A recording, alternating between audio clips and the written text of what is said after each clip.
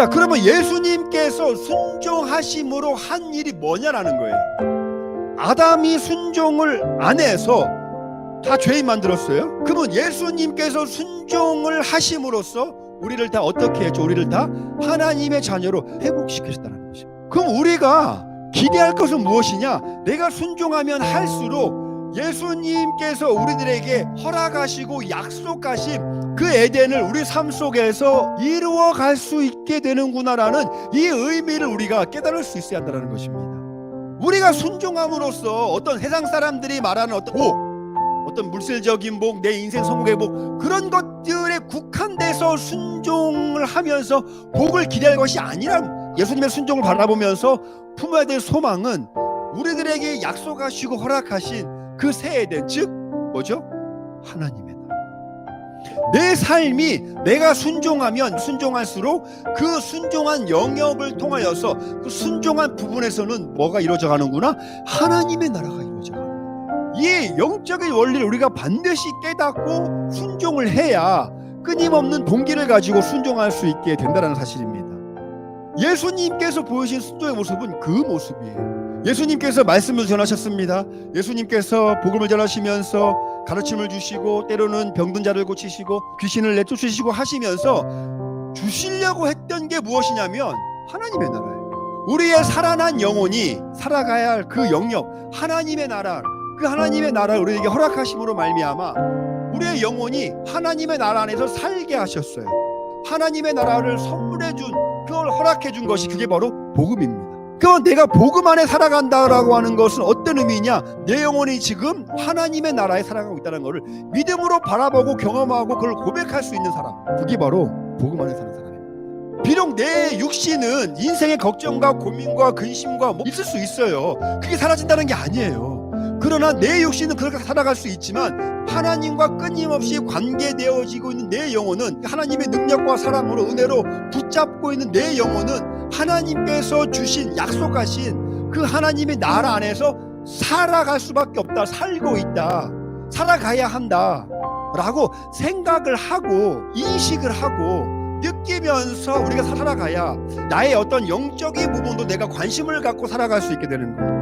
여러분 한번 생각해 보세요. 내가 이때까지 순종을 해야 된다라고 했을 때 이 순종의 목적은, 순종을 통해서 내가 바라던 것이 무엇이었습니까? 내가 순종을 하면 하나님이 나를 복을 주실 거야. 욥에게 주신 복처럼 막 다 회복시켜 주시고 인생을 둘러싸고 있는 어떤 여러 가지 그런 모든 것들에게 하나님 다 복을 주셔서 다 잘 될 거야. 그런 기대감으로 우리가 순종해 본 적이 없냐라는 겁니다. 이 세상의 것들을 기대하면서 순종하고 있다면 우리는 예수님께서 보여주신 그 순종함의 의미와 내가 하는 순종의 의미는 같을 수가 없는 거예요. 그렇기 때문에 우리의 순종의 모습을 통해서도 사실상 실질적으로 우리가 기대는 하지만 막상 소망은 하지만 실질적으로 내 삶을 보면 그렇게 얻어진 것이 없는, 흥미롭지 않나요? 나는 순종했는데 내 삶은 달라지는 것이 하나도 없어요. 하나님의 복이 잘 안 느껴져요. 그러면 누가 순종하고 싶겠냐라는 거예요. 우리가 생각을 바꾸고 관점을 바꿀 필요가 있다는 것입니다. 무엇을 기대하고 소망하며 순종해야 하는가?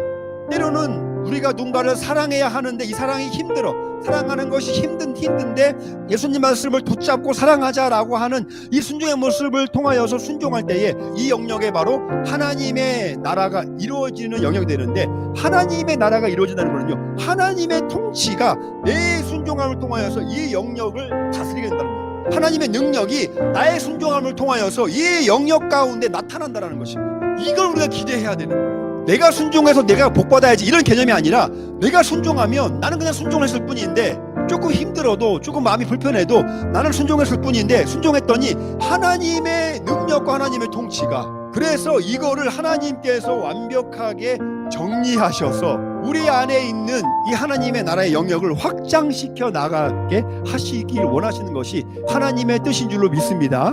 하나님은 여러분들을요, 하나님의 자녀로 부르신 그 순간부터 여러분들이 하나님 안에서 하나님의 통치와 하나님의 은혜와 하나님의 사랑 안에서 복을 누리며 살기를 원하시는 분이 하나님이시잖아요. 그렇죠?